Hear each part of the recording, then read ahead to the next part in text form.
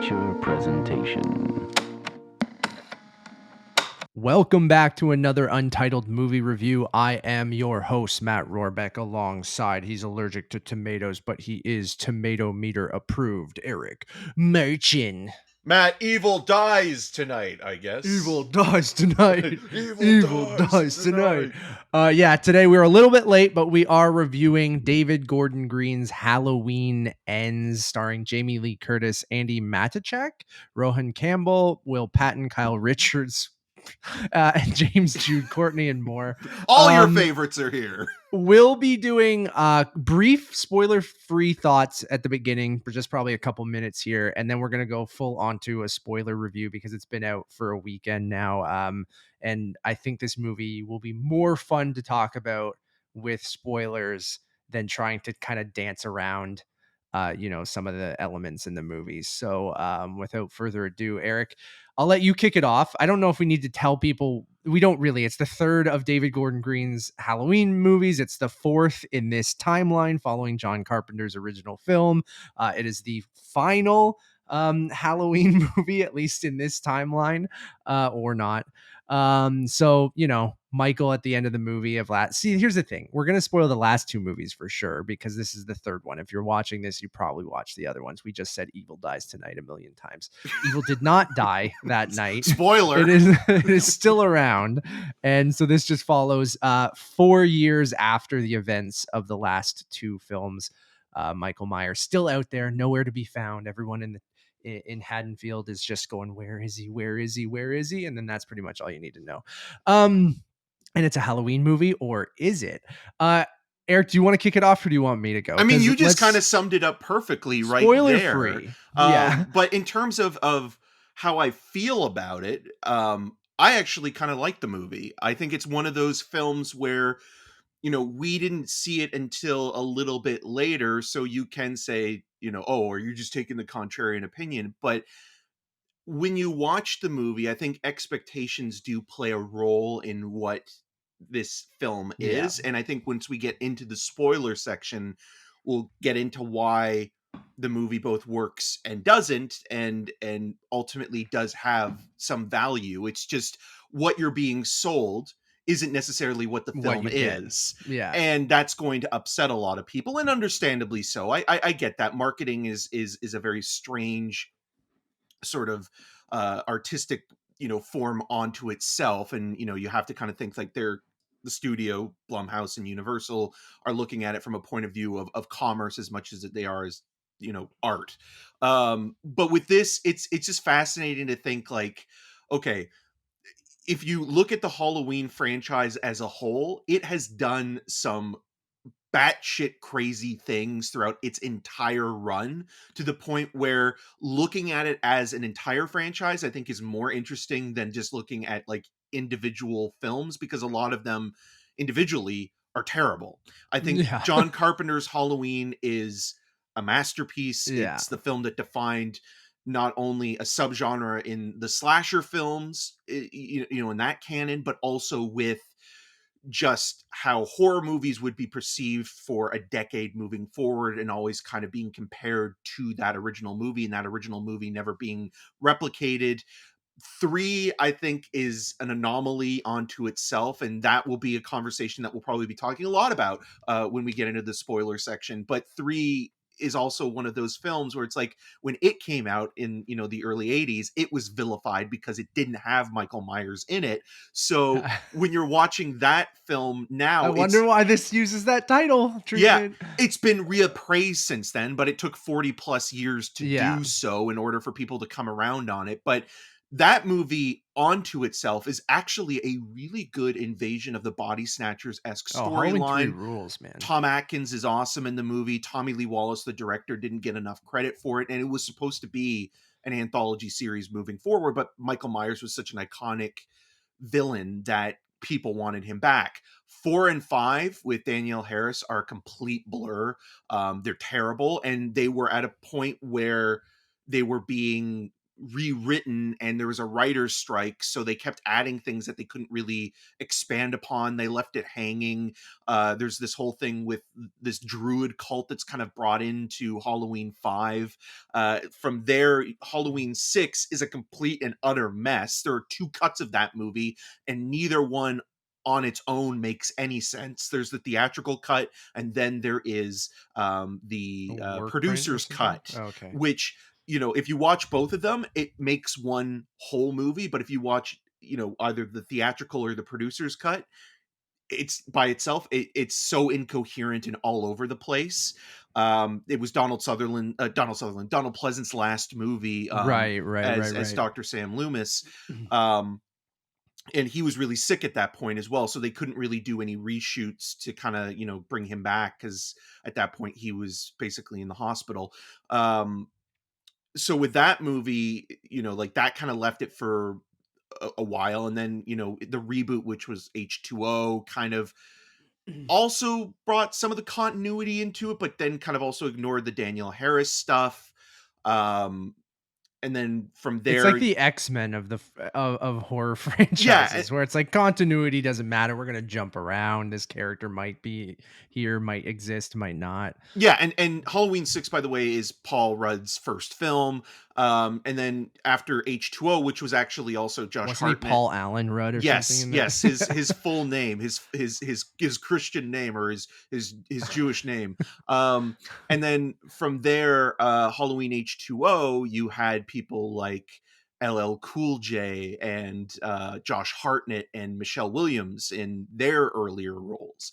And then H2O continues into Halloween Resurrection, which is kind of like the reality TV version of which really kind of killed the franchise, didn't it? Yeah, and it became it like, if there was a shark to jump, it was jumping over the universe and not over just like like it just became kind of a parody of itself, to the point where, like, then we got the Rob Zombie. Well, the most famous thing in Resurrection, though, is Busta Rhymes saying "trick or treat, motherfucker." And then the Rob Zombie reboot and sequel are, some people really love Halloween 2, Rob Zombie's Halloween 2, because it is very out there, much like this movie is too. It is, but if you are not a fan of Rob Zombie's aesthetic, obnoxious. It is extremely noxious, to the point where it's so grating. Even the director's cut of that movie. And then you get to the David Gordon Green 2018 Legacy sequel, which ignores everything except for the John Carpenter original. Not even Halloween 2, which takes place on the same night in the hospital, and sort of is the aftermath of the slaughter. And then now, a couple movies later, Evil Didn't Die Tonight, and we are here at Halloween Ends. So that was History of Halloween with Eric Marchin. But we're here, and I'm kind of with you, man. I'm kind of with you, where I sort of dug this movie. Obviously, it's not perfect. It's not a great movie.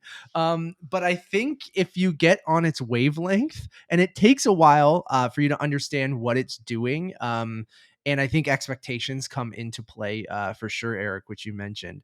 But I think once you get on its wavelength and see the kind of weird, wild swing it goes for, and take it for what it is, it's very much doesn't feel like a sequel to Halloween Kills or anything like that, even though it has elements in there that are a sequel to that movie, but it really does its own thing, and then plays on the kind of the legacy of Michael Myers, or how Haddonfield reacts to, which we saw a lot in the last movie, but I think this does a better job of how he affects the town when he's still out there, and people don't know, he's not in an institution, he escaped, and people don't know where he is, and how that's affecting that town. And I think the way they do it is really weird and interesting, and it can be interpreted in multiple different ways.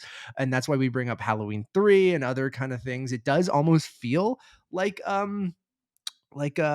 its own thing, right? Like, even though Michael Myers is in the movie, it almost does feel like it is that kind of like a Halloween 3 kind of anthology thing where it's its own story, even though Laurie's in this and Michael's in this. Yeah. I really dug it. Like again, like I feel like it takes a while to get going, and I mean the opening is fantastic. And then after And that, also it kind takes of a funny, while. weirdly. And that's Oh, also the the whole David movie is Gordon Green. campy, weirdly funny kind of thing. Like all three of the movies have had that kind of off kilter, dark sense of humor to them, which is what you get from, Danny McBride and David Gordon Green. And this movie, I think, especially has more campy moments or really kind of like over the top or sort of cheesy in the way like there's a character that rides a motorcycle and the music that they use is just like really funny, but like I don't know, like once I was locked into it and understood what it was doing, I'm like I kind of dig this.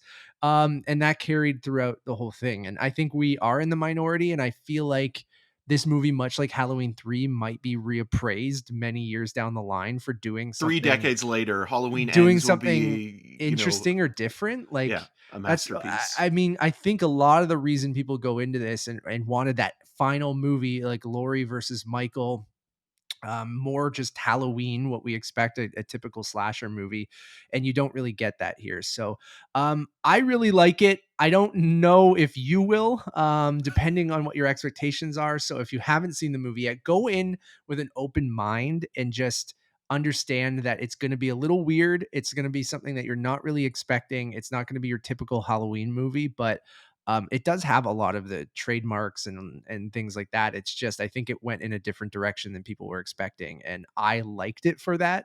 I liked its campy moments. I liked its use of its violence is really fucked up, which it has been in all of David Gordon Green's But it's ones. all practical effects too. Yeah, Like a lot of it is all kind of like in camera, yeah, classic kind of gore effects stuff that like it's not done in post, and you yeah. kind of appreciate that a little bit more. Totally. So yeah, I vibed with it. I think it is a good end cap, even though the Laurie and Michael stuff feels a little like not tacked on. So I could see why people maybe have a problem with that. But I don't know. I think it came to a satisfying conclusion for me, even though like it didn't necessarily it could have just been its own thing, without having to include any of that stuff. And maybe it would have worked even better, but I kind of like its weird kind of take, and I can't wait to talk about it in the spoiler part because I feel like it might be interpreted one way where I'm kind of interpreting it in a different way, and I can see why some people might think it's that jumping the shark thing, Eric, where um they include some elements here that can be I don't want to get to we'll talk about it in a second, but I think we're on the same page where we both dug the movie for what it is. So I'm going to give the movie, I'll rate it here and then we'll go into spoilers.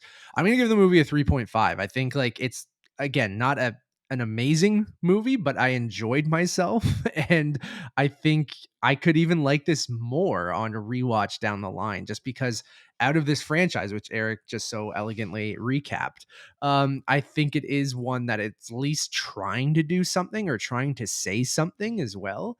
And it might not always work, but I like that it's doing something different and it's a little weird and it's darkly funny and things like that.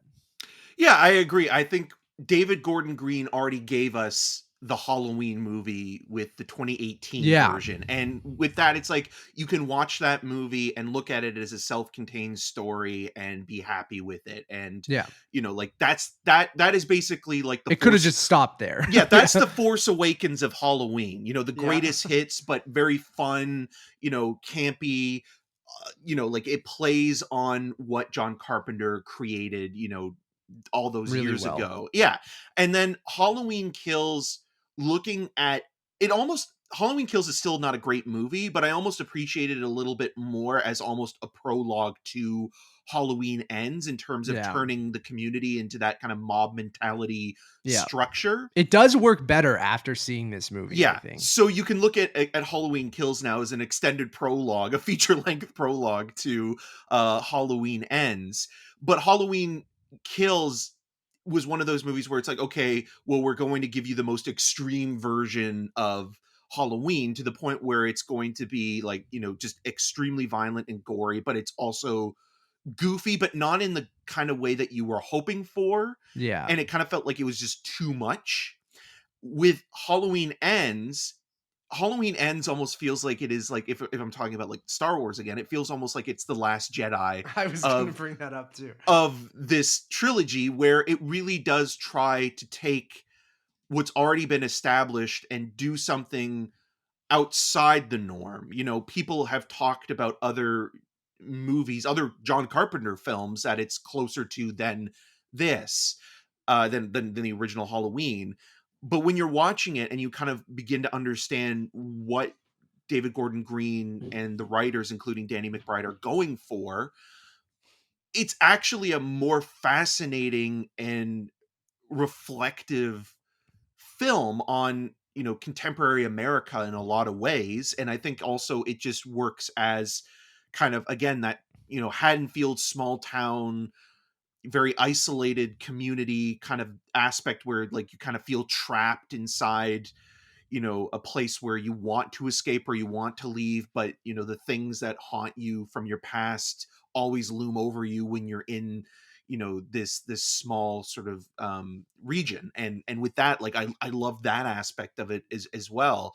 I think there are some really weird touches, and we'll go deeper into it when we get into the spoilers, but there's some editing choices in this that I think are also very playful with how, you know, Gordon Green makes some transitions or cuts, or like heightens some of the sound design or the soundscape throughout the movie. There's specifically a microwave. So like there are little touches there The that radio kind of, DJ stuff is good too. yeah, or even like, The you know, payoff there is good. close-ups of pasta, and like the Mhm. sound of pasta, or you know, the sound of a pumpkin, you know, splattering, and like those little things all kind of culminate into this really weird, idiosyncratic, you know, installment in a series that has gone, you know, from peaks to valleys to underground. You know, like it's been all over the place. And I think like if you are a Halloween fan and you are still disappointed with Halloween Ends,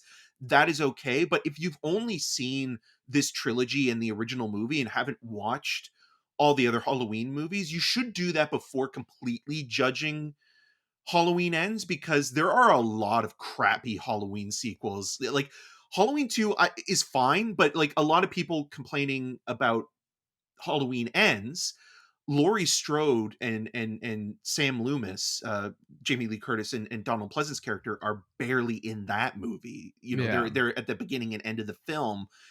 3 is its own thing, and we talked about it being maligned. And then 4 and 5 like are just, Yeah.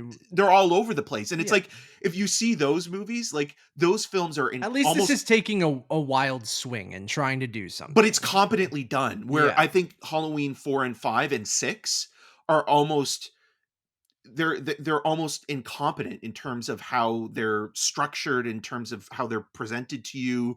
You know, they give you the kills, but the story is so disjointed and all over the place. And Yeah. with this, like there is, with Halloween Ends, there is a focus. There is a goal in mind, whether Totally. it's underdeveloped one or you not, want.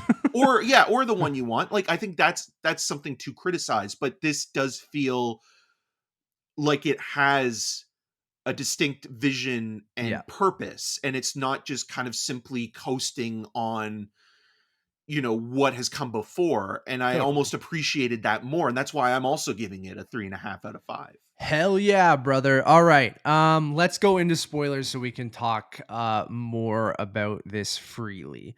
All right, we're going into spoilers in 3 and a 2 and a 1. All right.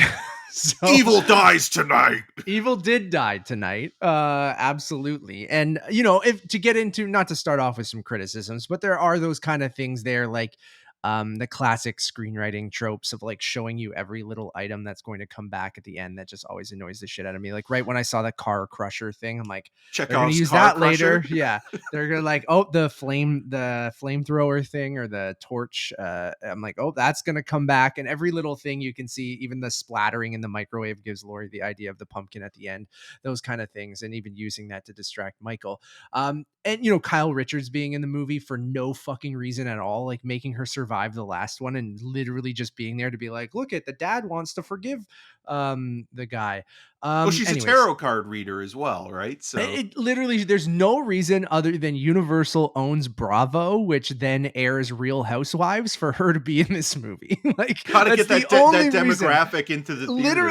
Literally, like Nevis watches Real Housewives, and she only started watching it after the last Halloween movie. So Kills, we didn't really know. We knew Kyle Richards because she's in the original and things like that, knew she was in Housewives, but it wasn't as distracting as it is now because Nevis has watched 500 hours of Real Housewives. Anyway, those out of the way. There's some weird shit in this movie, and I don't know where you want to start, but I think the opening is really, really great and weirdly, darkly comedic. I think it's tense. I think it's playful, but and really fucked up and shocking too. Because like the one thing about, especially even Halloween movies, they even make a comment that Michael doesn't kill children. He kills the babysitter, right? Like at least in this Because it's always a timeline. morality thing, Yeah. right? Like it's him reliving or acting out his his vengeance towards his own sister, right? Yeah. For having sex and not looking after him and like that. Yeah. I mean, it's like with any of these horror Totally. movies. Like it's like with Friday the 13th, the camp counselors having sex instead of looking after Yeah. Jason, or But like children are usually off limits, except for the Freddy. most part. Yeah, sure. Freddy specifically only kills children. Yeah. So I thought that was a really fun way to even set that up, and then have it set up this premise from the beginning, because I think we were, even before this movie started, we were hypothesizing what this, because we already heard from people being like, oh, there's a wild twist in the movie, it's not what you expect, things like that. And I'm going, what the fuck does that mean? Like, oh, is it going to be Laurie and Michael teaming up? It wasn't Laurie and Michael teaming up. It was the Super Michael brothers teaming up. And then so when you get that opening where this babysitter, is babysitting this shithead kid, the shithead kid is like taunting the Jeremy. babysitter, The copycat Michael Myers killer, Corey Cunningham, is played by Rohan Campbell, and I can understand, this is the criticism where I can understand, like, you're introducing a new character into your third film, and making him a central figure. If he was in the last two as like a character, might have worked. More. But even going outside of Halloween, it is tough to introduce a new character into a third film in a trilogy and expect people to have an emotional connection or be on board with them, unless they're just kind of like a henchman or villain type character. Sure. So when you do that, it is a drastic kind of 180 where it's like, okay, well, we spent all this time, with Laurie Strode, and her kind of ordeal, and now we're all of a sudden kind of like, locking in with this kid who on Halloween night in 2019, a year after the events of Kills, where Michael is missing. Yeah, there's people a lot of are Mario on references edge here for me. People Mario's missing was a people are on edge. Luigi's Haunted Mansion. People are on edge. People are still feeling it. But yeah, Corey comes to babysit Jeremy. One little bit or nod to the original Halloween that I really loved is The Thing. So they're watching John Carpenter's The Thing. In the original Halloween, they're watching The Thing from another world. So it made me want to watch The Thing so badly. It's a perfect movie. So there's some symmetry there with how the film is kind of looking back at the original one still, and saying like, okay, the night he came home, this is what these people were doing home. The night that he was still at large, this is what people are doing, and it's still similar in its own manner. But yeah, and then this shithead kid taunts the babysitter by pretending that Michael Myers is coming to kill him. So he runs around the house kind of freaking this guy out. You see kind of him leave a knife on the stairs and goes up into the attic, and then and the Corey is the babysitter's name. Is that what his name is? So Corey goes around and goes into the attic where this kid locks him in there, and he's freaking out the babysitter. And because everyone's on edge, and that's what we'll get into with this town, is like Haddonfield, because they wanted to kill Michael so badly. We know that from the last movie where they killed an innocent man and kept fucking rioting in the streets. everyone's so on edge that this babysitter's so freaked out that he's kicking the door to try to get it open. Because he's And then he locked inside the yeah. attic where the kid has locked him Yeah. inside. And then he boots this door open and fucking launches this kid over the railing. And then it was like, oh my God, this kid just pancakes on the ground.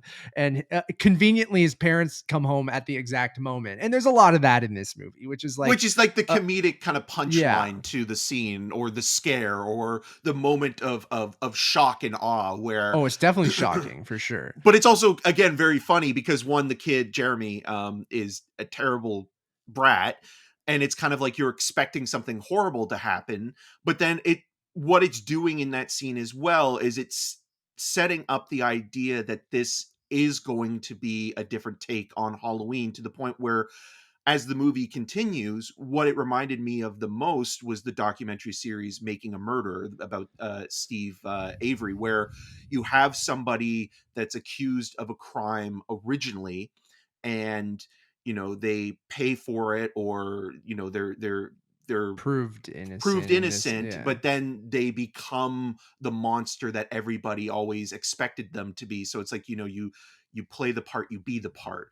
And so the Corey character's arc here is that, it was an accident. It was a And horrible accident. yeah, Yeah. and you could, like, forensics and things like that probably prove that, yeah, it, like, he was locked on the inside of the door and he was just trying to open it and things like that. But when it comes to, the court of public opinion and being in the town, everybody's going Especially to have, this town where a murderer is on the loose and has yeah, murdered a ton of people. Yeah. everybody's going to have their own opinion, and they're going to look for, the next Michael Myers, and they're going to want to have somebody as the scapegoat or the punching bag to be like, okay, well, this, if Michael's not around, what's the next horrible threat? Okay, well, this Mhm. kid who, this young adult who killed a child, you know. Yeah. And so with that, like, part of it is a character study, and you mentioned An Innocent Man. There was a novel that David Gordon Green was going to adapt by John Grisham that was based on a true story about a death row inmate that was on death row and was innocent, in the early 2010s. I think it was 2011, that George Clooney was going to produce. And again, like, it kind of reminded me, like, maybe he's trying to do that here a little bit Here, as yeah. well, where, again, Corey's not completely innocent. He makes a choice, but even that is interesting to discuss. But once we get to the idea of this town kind of turning him into a martyr or a pariah, there's this really interesting sort of story to have, where it's like, okay, well, you kind of drove this kid to To kind of become Michael going, Myers. yeah, Yeah. it's like, I And mean, this that's is what's your fault. And that's what I think is awesome and interesting, where I think a lot of people are interpreting it. So that's what I was alluding to earlier in the review. So I think there's a moment in the movie, Corey, like Eric mentioned, everyone in the town sees him as this monster. The mother sees him as this monster who killed her child, which is understandable. But like the teens in the town, everyone kind of just looks at him, and he's become even, more introverted, more, he doesn't have any friends. He lives at home still with his parents who are very protective. And he's just like very timid, just works with his dad at this auto shop. And just I think like he's his this whole, stepfather, isn't it? is it okay? His stepfather, and just like, but the whole town has just turned against him, and you even see everyone bullying him and looking at him weird. And again, not he was proven to be innocent, and it was an accident. But this town kind of was relentless, and especially a town that is on edge because Michael is still out there. We see how that's affecting other people in the town as well.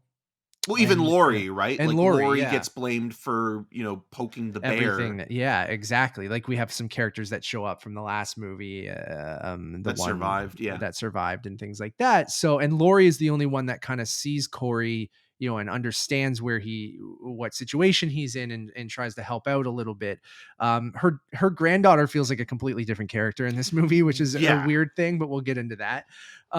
But then there's the moment where it takes a while to get going. Like, really, you're just kind of sitting with the aftermath of what Corey did and how the town is kind of treating him, right? There's this plot of these group of 4 teenagers that are kind of, assaulting him Classic bully and bullying. storyline. Yeah, kind But of. that's even interesting as well, because that group of kids does not feel like they would be hanging out, but it also kind of Yeah. makes sense because who are the kids that are left that weren't killed by Michael Sure, Myers, the that's teens, true. right? So it Yeah. almost feels like, you know, the ragtag group of bullies in this movie are It almost a feels like a group, representation. one from each different group of people you would normally see hanging out together. Yeah, So that are the survivors of yeah. the last Halloween, you know? So that's really interesting. In that one moment, like it takes probably a good 40 minutes for you to see Michael Myers in this movie. Like it, and then even then, like a moment Corey gets thrown over a bridge and injures himself, and Which is he's kind of like It a little bit, Stephen King's yeah, It. in an unhoused encampment, or at least there's one unhoused man that is living under this bridge. Um and then you finally see Michael Myers because Michael is living in a sewer underneath this bridge and he drags Corey in. And then this is the moment where the movie takes a wild turn that I think can be interpreted in many different ways. And I think Eric and I are sort of on the same wavelength, but you can interpret it as supernatural. So I think that's where people are kind of going, what the fuck is this movie? And even like I was saying that out loud, going like, what is this movie? Like as I was watching it. David, what are you And doing? and I just thought like there's this Michael pulls him in and Michael's weak and he's half burned because of the stuff that happens in Halloween Kills. And he's very weak, but he drags Corey in and he basically grabs him by the throat. And you get this weird sequence where you see Corey's trauma manifested in his head, but it almost looks like and Michael's as well. And it almost seems like Michael is transferring some of his power or murderous rage into Corey. um like I think it can be interpreted that way. Yeah, going And back to the then Star Wars analogy, it's almost like a Sith Lord and a Sith apprentice. yeah, it really is. And I thought of Super Mario Brothers as we continue, and Corey being Luigi, but I it's just such an interesting choice in editing that you're like, is he transferring his power to Michael, or sorry, Michael to Corey? And then Corey kind of has, you know, his eyes change and he has a different look in his eyes.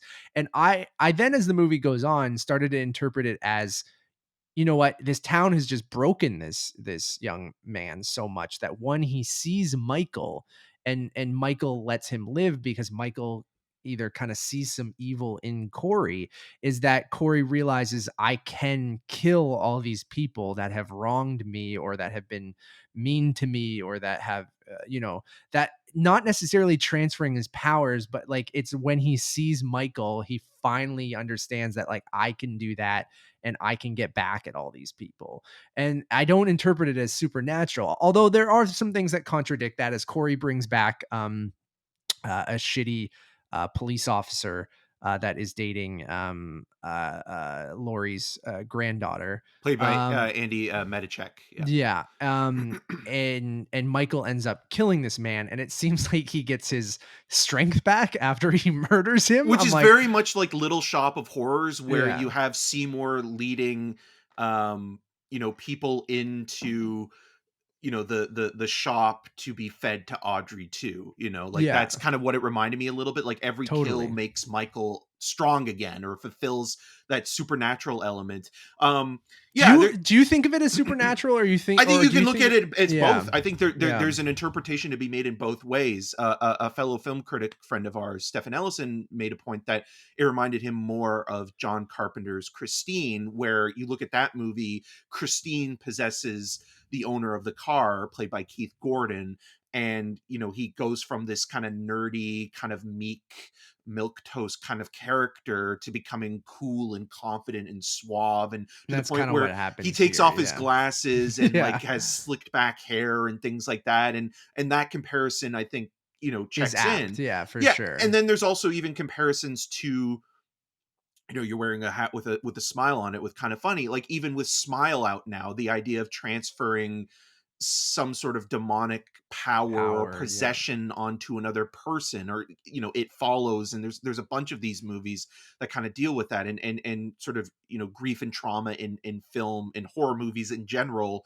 in the last few years have been kind of explored in interesting ways, a lot of which have been art house movies. But you have something like this that is kind of both kind of a B movie for the most part, but also has a filmmaker who started out as, an indie darling, with Yeah. making movies like George Washington and All the Real Girls and Snow Angels and things like that. So And trauma has been the theme of these, yeah, 3 movies. but then you also look at like something like, the Friday the 13th, where Jason Goes to Hell, where in that movie, for the most part, it's Jason's essence or heart or inner being, again, Invasion of the Body Snatchers, going from one person to another, and Jason's Yeah. barely in the movie. Or even Friday the 13th part 5, where the whole time it's not even Jason, it's a paramedic that's killing people, and people feeling ripped off that it wasn't Jason. And that's what I think is happening with this movie, right? Like, and I think you could take that supernatural route. And I think,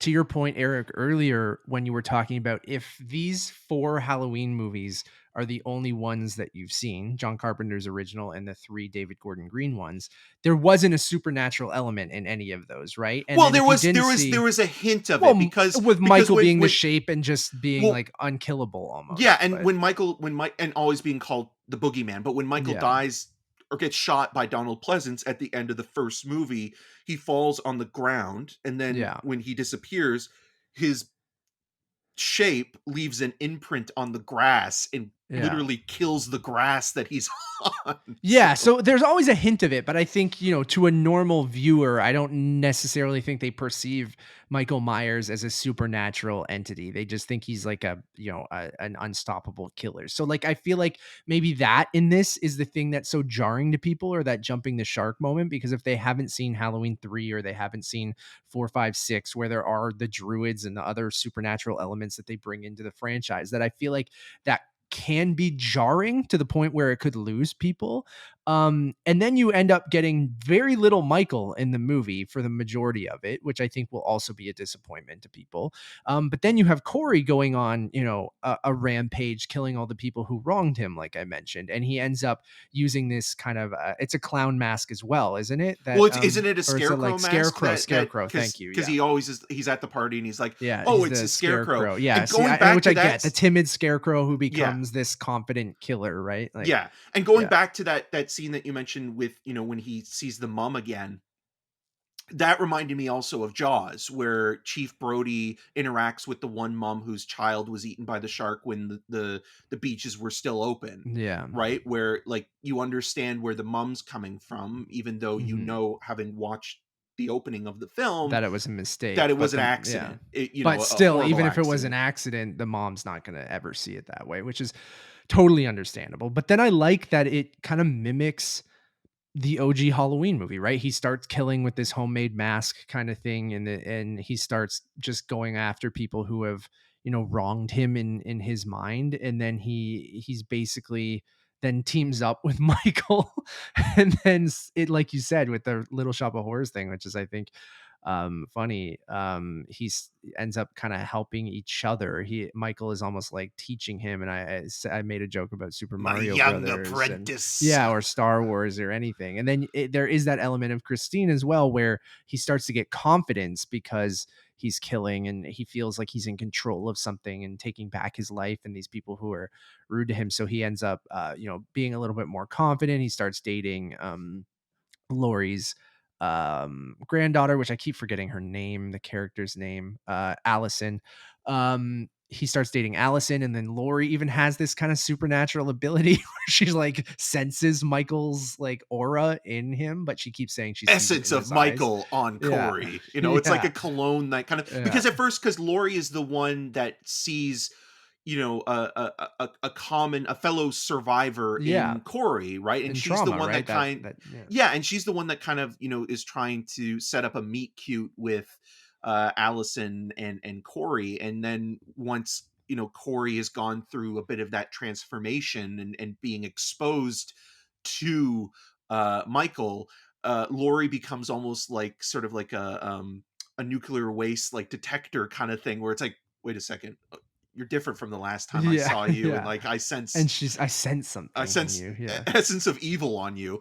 And like that's something where it's like I can also understand that being a little bit frustrating, because again, like the Halloween series, for the most part, except when you get into maybe 6 and 7, like they do kind of iterate that there is a supernatural element to Michael Myers, even though it's always been there. But I think Yeah. you need to be literal with the audience when it comes to like establishing whether or not the killer is in fact possessed or a demon or something else. And like, even with, again, going to Friday the 13th decided to make that move in part 6, where Michael Myers is literally resurrected out of his grave. Halloween, Dr. I think you Frank. mean. You said Friday the 13th. No, I'm talking about Friday the Oh, 13th. and Jason. So, Okay. yeah, Jason Lives. So in Jason Lives, Friday the 13th, part 6, the opening sequence is Jason in his grave being electrocuted by a rod that's stuck in him and coming back. And that's when the franchise established that now he is the undead.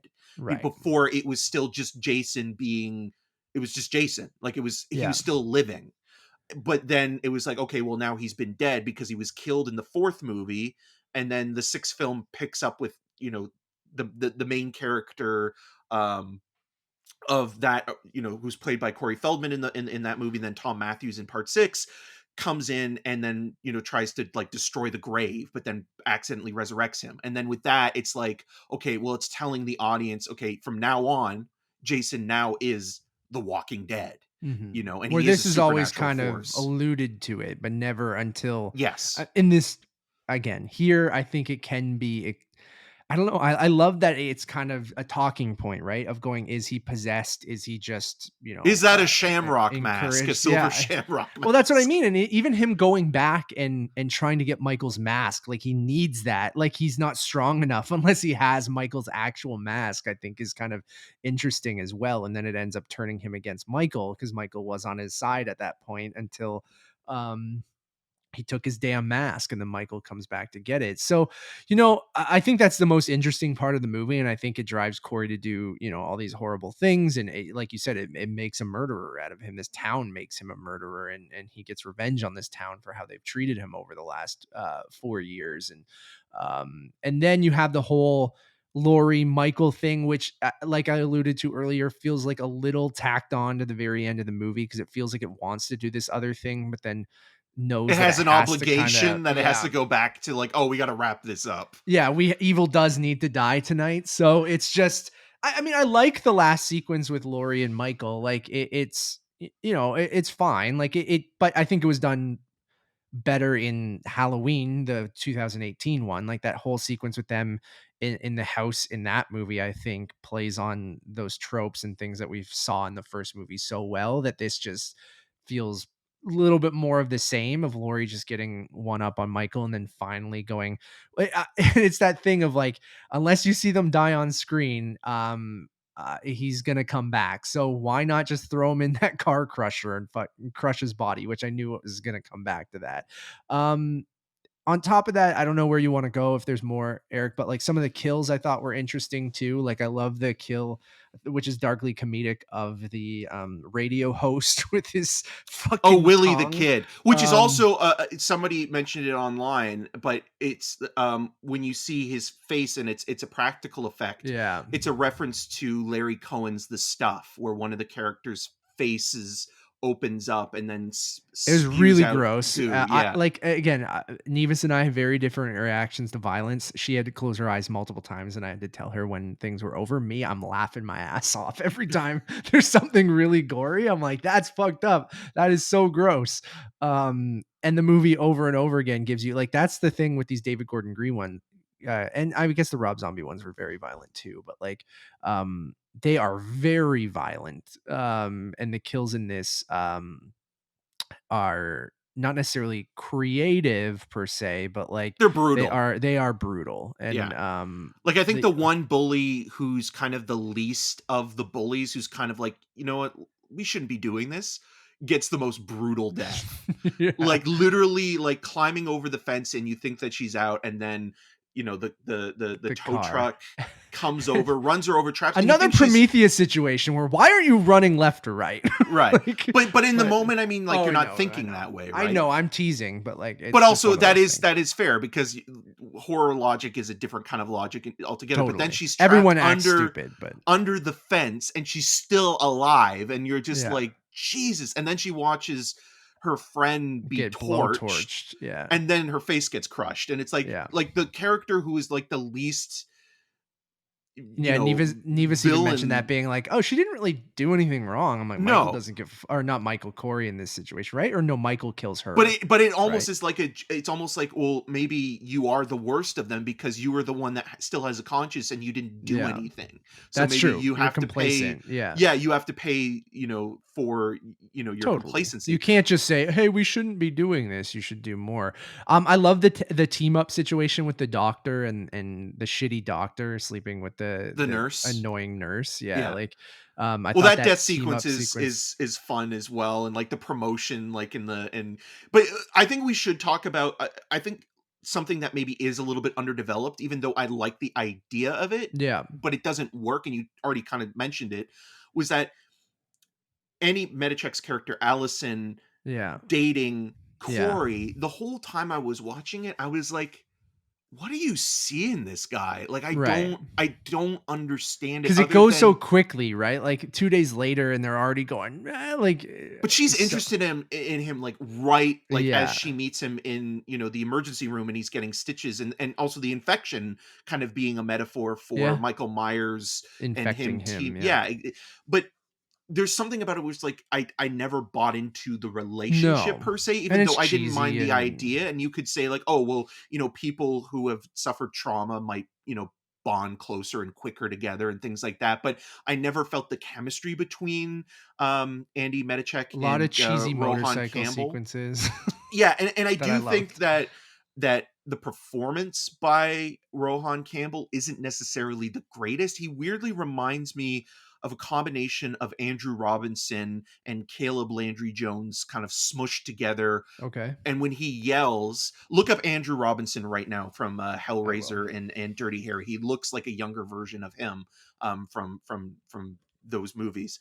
But then he also, when he shouts, he sounds like Jake Gyllenhaal, which I thought was kind of You're interesting. not wrong. Yeah, Yeah, I see. yeah, he does, doesn't he? Yeah, yeah, yeah, But yeah, I felt his performance was a little weak. Like I think if it was a better actor in the role, I think people yeah. would have also been more on I don't board disagree. Yeah, with it. But again, I like the concept of the character more than the performance. And the same thing with the relationship, where I do feel like a criticism, and a valid criticism, is that, Allison doesn't feel like the same Allison in the previous two movies, and her relationship kind of feels not the only most emotion. rushed, Keep going. Sorry. but just kind of like it doesn't earn No. the pathos of that third act, Yeah, and her reaction to him, dying and shit is the most reaction. I'm like, your dad died, your mom died. Yeah. Like, when your dad dies, in the Toby first Huss, movie, man. Toby Huss dies. You didn't give a flying fuck. Like, it felt like you didn't care at all. But this guy you've known for 3 days, who your grandma ends up killing, you should probably see where your grandma's coming from in all of this and Right. understand that. So, anyways, I'm with you on that. I think all the love stuff is kind of cheesy and um I think intentionally so at sometimes, Oh, some of with it's like very earnest. Yeah. with the music and the lighting and some of the lines that she'll deliver to him and stuff like that. Like, um it is corny and campy at times, and the whole movie kind of has that vibe, and I can definitely understand again why you'd spend so much time with, yeah, Allison and her, this falling in love with this guy, and you're like, what the fuck is this movie? Like, where's Michael Myers? Why isn't he stabbing people? Like, I can definitely understand people thinking that. And I don't know if that's a mismarketing thing or what, but you really only get Michael at the very end of the movie for like 20 minutes, right? And that one sequence before at the doctor's house, like all the stuff in the sewer, he's just kind of there. He's Yeah, not really he's doing Audrey anything. 2 or Yeah. Pennywise at that point, and you just see him kind of like briefly. But again, like, I feel that if this Halloween trilogy was actually a series, and Mhm. this was a one-off episode, and a lot of the stuff that was covered in the movie was condensed into, say, an hour or a half an hour of TV, Mhm. people would also be more forgiving, because you Yeah. don't always have to spend every waking moment with you know, your main character. You can kind of go off with a side character and develop, you know, supporting people that might be only in one episode or something like that. Where with this, again, you know, the expectations have been leading up to, this is the final showdown between Laurie and Michael. And then when you get to this movie, you're thinking, well, that's going to be the whole film, or like, and I it's not, you know, I and it doesn't wonder have to be. Yeah, I wonder if people would have been, I'm backseat, writing now, but like if Halloween Kills, you would have kind of wrapped everything up, more than leaving it open ended, like in the sense where maybe you think they killed Michael, and it's not like you ended with him killing, oh my God, what's her name? Judy Greer. Judy Greer. Um, and Michael's out there, where I feel like if you maybe would have wrapped it up and Laurie thought that Michael was gone again, or done, and then you marketed this movie as a very straightforward, maybe you think it's a copycat or something like that, but then it's more so revealed that Michael's living in this sewer and that he was still alive, and something like that, maybe people would have, I don't know. I get why you need to say Michael is the reason people go see these movies for the most part and want to see him brutally murder people. But like, I just wonder if there might have been a better way, or I wonder if they pivoted based on, the reaction of Halloween Kills. I know it was mixed, and I'll take this over Kills any day, because Kills I Same. felt very straightforward, very, again, either a prologue or an epilogue, either a prologue to this movie or an epilogue to the 2018 Halloween, that just felt kind of pointless. And like now looking back feels like a little bit, because that all that Evil Dies Tonight, like the Haddonfield kind of going nuts about this, like works better when you see how the effect that it had on this young man and what it turned him into. But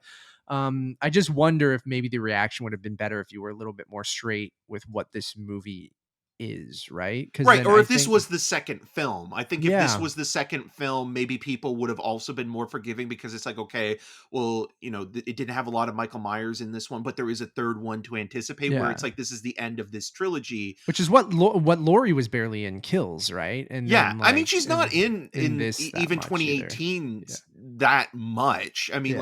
like I She's more of like, a presence throughout all three of them. yeah, I like Halloween 2018 more than Halloween Ends, but I think I agree. Halloween Ends is more ambitious And and a little bit more interesting. creative with what Yeah.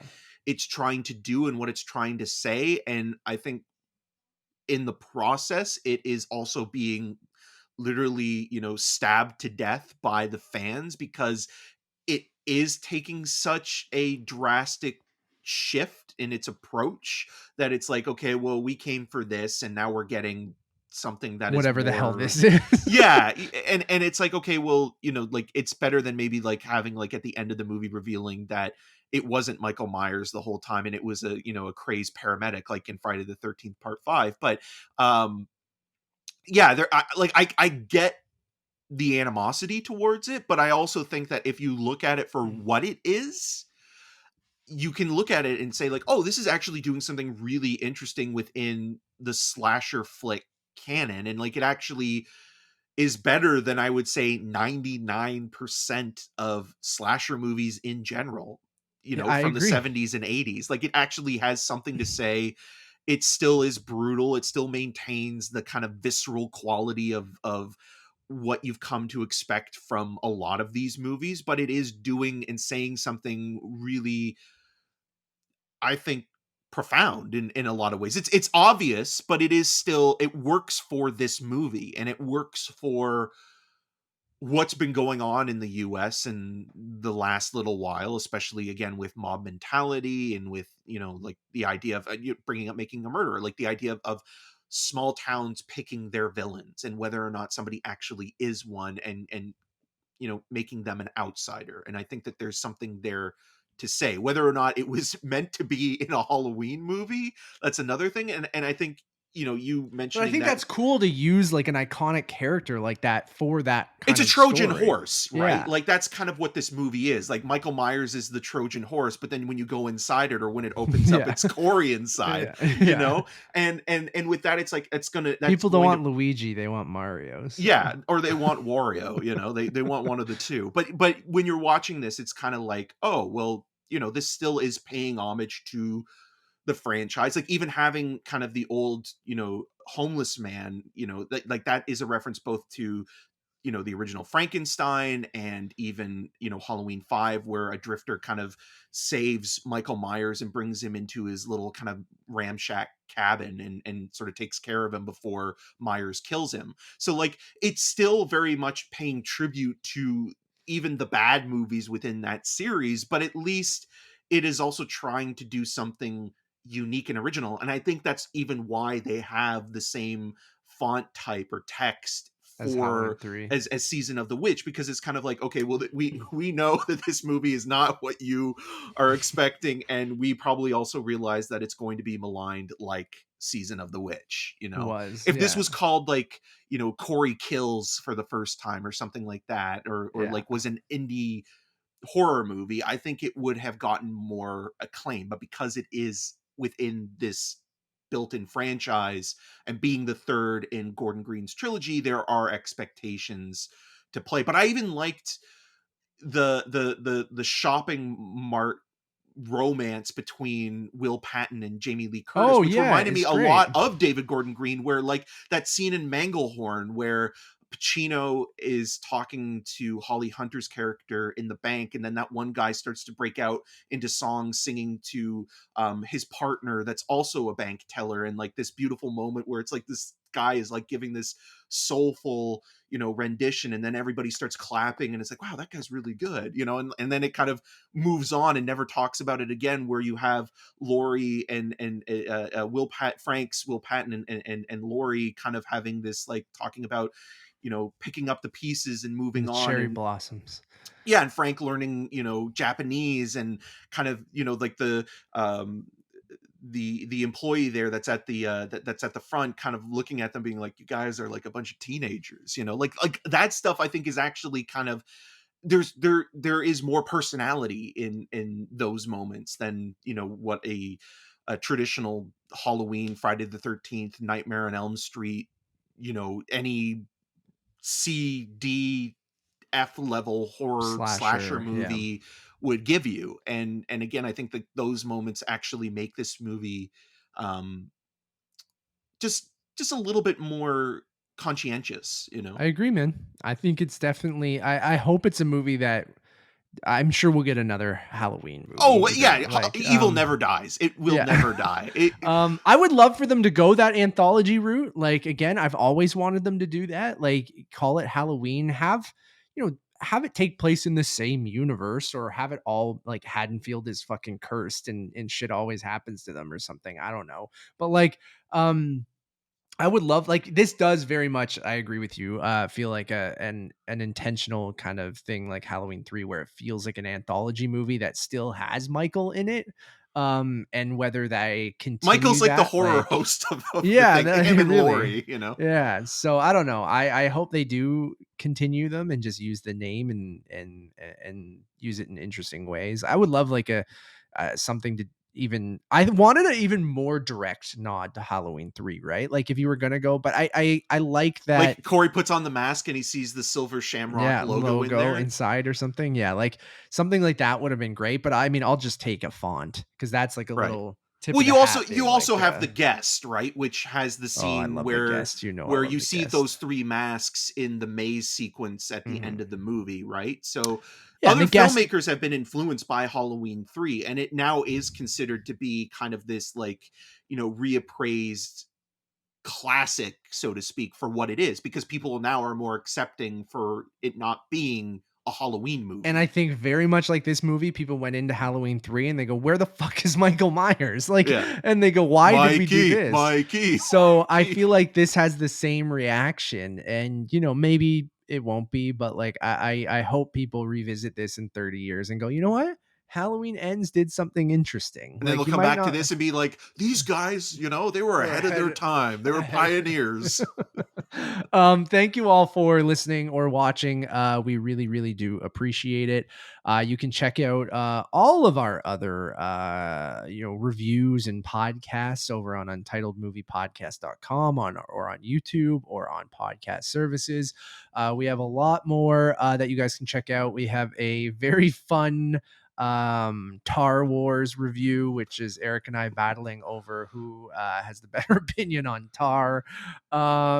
We also have a review for Rosaline, Amsterdam, Werewolf by Night, if you want some more Halloween content. Spooky season. Don't worry, darling. And then we have all of our TIFF content, which you guys can still go back and check out, like How to Blow Up a Pipeline, The Greatest Beer Run Ever, Women Talking, Pearl, The Fablemans, Glass Onion, The Whale. All your favorites are there, and we still have plenty of more that will be trickling out. The Good probably Nurse closer to the release dates and things like that, but we'll figure all that out. And then also you can check out the Untitled Movie Podcast, which is our other show where Eric and I just chat about what's going on in the entertainment industry. Our last couple episodes, we talked about the Super Mario Brothers trailer. We talked about it here. I somehow brought that up. The Last of Us, talking about, John Carpenter just talked about The Last of Us, how he got stuck in The Last of Us Part 2 and that he was surprised that they were making it into a TV show. I love that, man. And then on the latest episode, we talked about our experience at the Black Adam Rocks Canada event, as well as by the time you're listening to this, our Black Adam spoiler-free review should be out. The embargo is at 5:30 p.m. on Tuesday, October 18th, today. I don't know what date it is. So check that out when that's up as well. One-stop shop for everything. Head over to Untitled_movies over on Letterboxd and follow me on all those social medias at Matt Rohrbeck.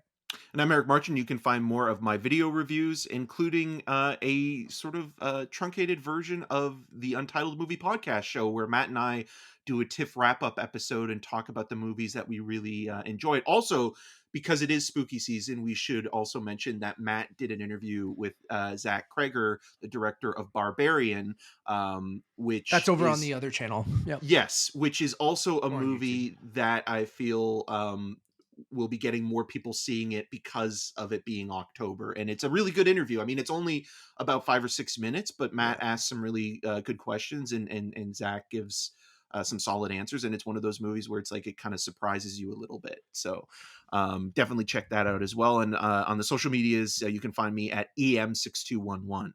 Until next time. Evil dies tonight. Gory forever.